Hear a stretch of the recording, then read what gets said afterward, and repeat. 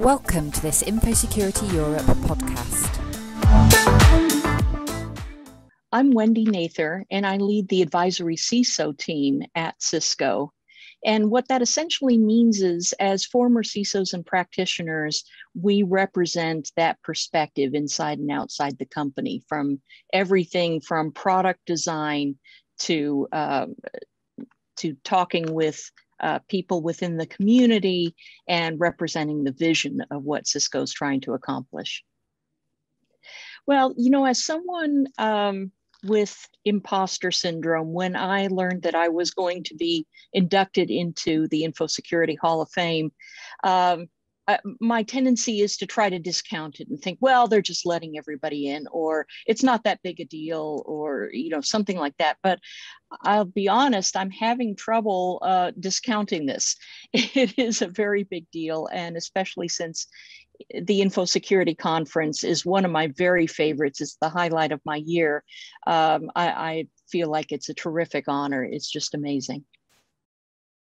Infosecurity Europe as a conference is so important for everyone to attend because it brings so many widespread, diverse perspectives into one place. I remember as an analyst, I would go and walk around the top floor where the smaller booths were and just look at all the startups and learn what they were working on, because those are the seeds of what we will be doing on a more widespread basis in the future.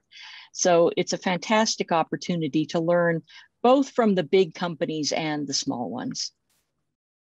The threat landscape has changed so much in the last year, not so much in terms of what the adversaries are doing, but how we as defenders have to defend ourselves. So we thought maybe that we were all standing on firm ground and we're fighting with the adversaries. And of course, with everything that's happened, it seems as though we are fighting in the rigging of these sailing ships while it's pitching up and down in the high seas, and the Kraken is coming, and we're fighting the adversaries. So that just makes everything so much more complicated. And I think that's why it's more important now to get everyone on deck, not just the people that we think are in security, but everyone has a part to play, whether we think they're technical enough or whether they are researchers or they're doing something that we never would have thought would have been considered security, but it really is. We do need everybody to help out. And that's what I'll be talking about at the event on the 10th of June, is how we need to bring everybody together into security. What companies should be doing in terms of resilience is really to lean into what we all learned during the last year, and that is that we cannot control as much of the security landscape and our resources as we thought. We can't control what people are doing when they are working at home. We can't control the network. We can't use some of the controls that we are used to implementing. So we have to be creative.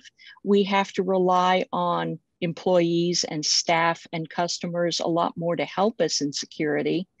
And we have to use whatever we have at hand. And that, to me, is the key to resiliency. I look forward to seeing everybody there at Infosecurity Europe. It's going to be a great event this year. Thank you for listening to this Infosecurity Europe podcast.